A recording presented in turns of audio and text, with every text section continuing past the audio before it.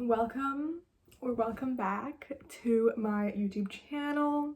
Today, aka this is actually filmed on the same day, you'll see I'm wearing the exact same thing, sitting in the exact same spot. If you haven't seen part one, go check out part one because it's literally filmed right before this, so it kind of just like flows into it. But this one is more so about once you do get started, so I hope if you did watch the other one, you know how to get started. You've probably been convinced to get started by me. If you haven't been convinced, start. But this one's what you do once you get started. So I hope you super duper enjoy it and grab some popcorn, have a little drink or something. Enjoy. Okay, yeah, let's talk about PR packages for a second because this is a big one. People are always like, how do you get free stuff? And a lot of the time, well, all the time, it is free, but it does come with strings attached most of the time, which is like not a bad thing. It's literally the job, but you'll have to create, like whether it's gifted or paid, you'll have to create content for that brand. 90, maybe 80% of the time, they're not just sending it to me to have, they're sending it to me so I can create content with it. Like if you look through my profile, you'll see a lot of like hashtag gifted, hashtag ad, because those were given to me with the purpose of me creating content. So for example, I got an email this morning. I don't know if I'm allowed to disclose this. No, I think I can. I got an email this morning from Princess Polly. I'm collabing with them again. So when I post my content for them, it'll be hashtag gifted because they're giving me the stuff for free, but I'm giving them content and advertising in exchange for the product. So that's kind of how that works. I hope that makes sense. But then the other 20% of the time with PR packages, like I'll receive a PR package. I got one from, I got a few cases from Casetify just because they wanted me to send them, like they wanted to send them to me. Just for my use, to be in my content. They know I'm gonna take a mirror selfie probably at some point, so they get their product out there. They just wanted to send it to me. So that was a PR package that I did get with no expectation of me posting. Oh my god. This one question, is TikTok helping with my growth? Yes, 100,000%. When I started TikTok, I was at 10K and then I grew from 10K to 22K in a matter of 2 months. Definitely pays off. Can you grow without using hashtags? I'm too embarrassed. Yes, you can. You can totally grow without using hashtags. A big thing I recommend for growing without using hashtags and without using TikTok, like just natural Instagram growth, is like engaging with others in your niche. So for example, if you're a fashion blogger or you want to do fashion, want to do lifestyle, whatever it is, go to a hashtag such as like micro influencer. Let's use that as an example. So you'll click on micro influencer, the hashtag, and you'll see all the posts underneath it and go through those and find those people, because obviously those people are aspiring bloggers as well, and just engage with their stuff, like comment on their posts, like their posts, you know, say something nice, and for the most part people will return the favor. So like when I see people comment on my posts, I usually go to their profile and I'll also comment on their posts because it just seems like the nice thing to do. Like that's a really good way to boost your engagement.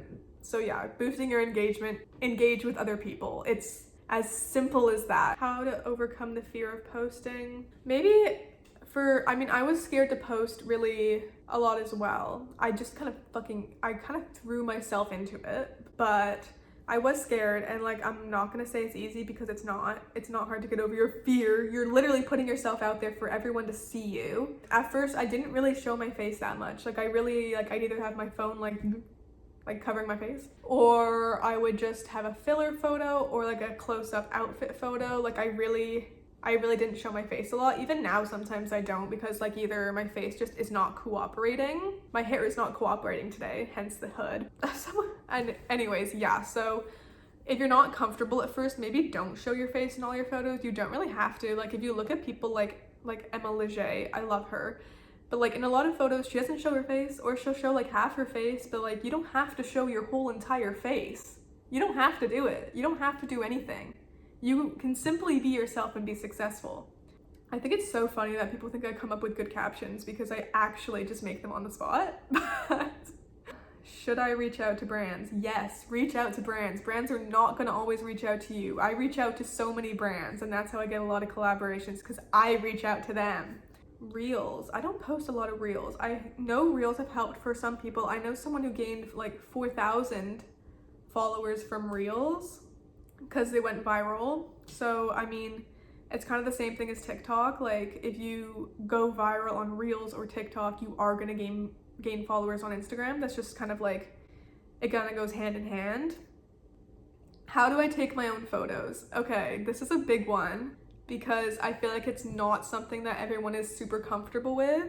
I take my own photos with a tripod. It's in the car right now, so I don't have it, but I'll link it in the description. It's the first tripod that if you search up on Amazon, iPhone tripod, it's that one. Like, it's the first one, I'm pretty sure. So I didn't really do much research on that. I kind of just bought it. I was kind of just like, I need a tripod. Like, I want to take full body shots, but I don't have anyone to take a photo of me. So I need to buy a tripod, and I did. So that's how I do it. I mean, it is embarrassing. It can definitely be embarrassing. Like, let me show you some of the photos I took on my tripod. But this one, I took this bad boy on my tripod. I took this bad boy on my tripod. Like, literally in front of a building on my tripod. I took this one on my tripod at the beach. Beach each, let's go get away. But yeah, I take a lot, if not all of my content on my tripod. Yes, it's embarrassing. Yes, I've had people come up to me and ask me what I'm doing. Sometimes. A good excuse I saw someone else use one time is to say you're just filming a school project. So I have used that before. Someone said, should I delete ghost followers? You can delete your ghost followers, like the brand managers and like people who don't engage with your content. I never really did this, but I know it does boost your engagement because your engagement is the amount of comments and likes you get versus how many followers you have. So if you have less followers because you deleted the ghost followers and you have more comments, your engagement is going to be higher. So you can do that if you want your engagement to be higher. Top 2 tips. This person wants the top 2 tips. Okay, number 1, engage with other people in your niche. That is my number 1 tip because that helped me so much. And number 2 is, although it's hard to post every day, try to post every day and really, really commit yourself to posting every day. Like, I know it's hard to take content every day, which is why batch shooting is so important. Being consistent is really key. And if you can't post one day, like you don't have content you're proud of to post that day, don't post it. Don't post it if you're not proud of it because you're not going to feel good about it. That is also another big thing. If you don't feel good about the content you're posting, you're not going to feel good about it and it's going to bring you down. And it'll perform not as well if you don't feel good about it. Like, if you're not confident in it, it's not going to perform as well. If you don't have content to post that day, just post like a few stories, get people to know who you are, what you're doing that day. If you're not doing anything special, go do something special and post about it. Sometimes I'll just go to a cafe because it gives me something to post about in my story, which is so stupid, but it's what I do. That's what I do. So how I turn gifted collaborations into paid ones. I got my first paid collaboration at 5,000 subscribers. Why do I keep saying subscribers? Hello? At 5,000 followers with the adventure challenge. I actually got that collaboration through Aspire IQ, which is a influencer platform for connecting you with brands. It's my favorite one for sure. I've used a few of them and Aspire IQ is definitely my favorite one. If a brand doesn't want to pay me, it really depends. Like, some brands, like, I really want to work with, so I will work with gifted because to me it's worth it. But not that if you don't care so much, but like if you do want to be paid and you really want to be paid for this collaboration, you can ask them if they have a budget for the collaboration. And then from there, if they say like, what are your rates? What the fuck? He's psycho. He's literally going psycho. He has the zoomies right now. But if they ask for your rates, give them your rates. I mean, there's many websites to figure out your rates, so you can just like research that online. I mean, when I think my first one, oh my god, I can hear all the noises and the chaos. The cat is creating chaos right now. Yeah, so my first paid one with the adventure challenge was $80. It was $80 to do an Instagram post and 3 stories. And I feel like I can see the cat's reflection right now.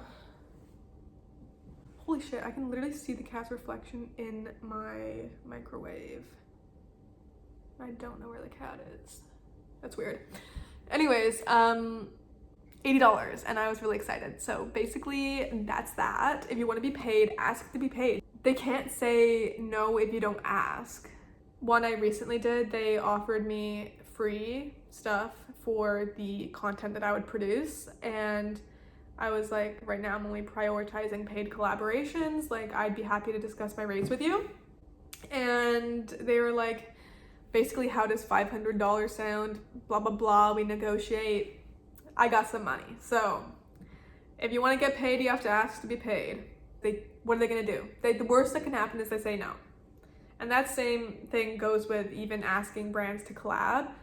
The worst that can happen is they say no. Okay, a few people have said that it feels really slow, like their growth feels really slow, and growth is slow. Like, you should never compare your growth to other people's growth.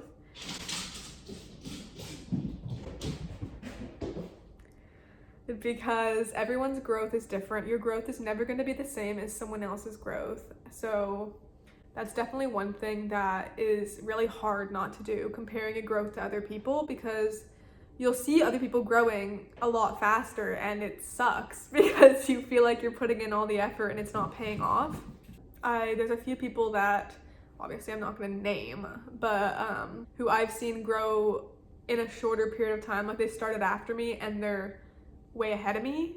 And yeah, that sucks for me, but like, that only just encourages me to try harder, because if they can do it, I can do it. And that's really a good way to look at it. Like, if I can do it, you can do it. Because I am so very average. So if I can do it, you can do it. And trust me on that. If I can do it, you can do it. That's all I have to say. If I can do it, you can do it. Okay, so the last thing I'm going to talk about is, actually there's 2 things I want to talk about. Okay, losing followers. It's not a bad thing. This is one thing that's very, like, a misconception. Losing followers is not a bad thing, because it's really just going to boost your engagement. A lot of brands really don't even look at the follower count. They just look at your engagement. Your engagement is how many likes, comments, saves you get on each post. So those people who are unfollowing you were not going to engage on your content anyways. So by them leaving, it really just boosts your engagement, which is not why it's not a bad thing. Sorry, my nose is itchy. Oh my god. She's kind of runny. The last thing I'm going to talk about is having trendy clothes and things to post in. When I first started, I wasn't receiving clothes from brands and stuff to post in. I was spending my hard-earned money on clothes from like Zara, H&M, more affordable places, or I would use like the same little basics and like switch them up, like style them with different jackets, or style them with different, like, not shoes, I literally only have one pair of shoes, but style them with like different pants. So I'd like mix and match my outfits, because I didn't have that many pieces at first, and that's kind of the reality of it. Like, you're not gonna have the entire Zara store in your closet. Like, you're not gonna have that. So it's best to just try your best with what you have. And that's kind of just the moral of this whole video, is just doing your best with what you have, because not everyone can afford the expensive the expensive stuff that big bloggers have. Like, I've seen people take photos out in public before, and they have a team, like a whole team of people, like hair and makeup and like lighting and stuff, even if it's outside. Like, people have, like, this is why you don't compare yourself to others, because people have the things to make their content perfect, and you're not gonna have that when you first start out. So don't compare yourself to others, use what you have. And Jim's here. Hi, Jim. Oh, he's sitting. That's so cute. He's sitting right here. Here, wait. Oh, fuck. So cute. Okay. Yeah. The moral of this whole video is to just do what makes you happy and not to care too much about it. Like, it's really just something we're all doing for fun, so why are we all caring so much? I mean, I do it for a job now, but if you want to make it into a job, you kind of just have to start. And I know, as I talked about earlier, it's just Jim is so cute, but yo buddy, just start. That's the moral of this story here. Just start. And what's the worst that can happen? Like, simply, what is the worst that can happen? Like, you're not successful. Okay, try again. Like, I don't really know what else to say. Like, just start. Just start taking photos. Just start posting them. Literally copy my hashtags if you have to. Like, literally just go onto my posts and copy my hashtags if you want to. Just do that. You don't even have to research your own hashtags. I got you. That's the end of this video. I hope it was helpful. And if you want to learn some more about growing your Instagram, and also I am doing a Princess Polly haul coming up soon. So if you guys want to see that, stick around, and I will be posting more videos on how I grew my Instagram from a 900 to 20K in 7 months. So I hope you enjoyed. I hope you stick around, and I don't blame you if you don't. I'm kind of chaotic. This was kind of a chaotic video with the cat literally running around, but this is the longest outro ever. I love you so much. Have a wonderful rest of your day. If you're going to bed now, have a wonderful sleep. I love you so much. Goodbye.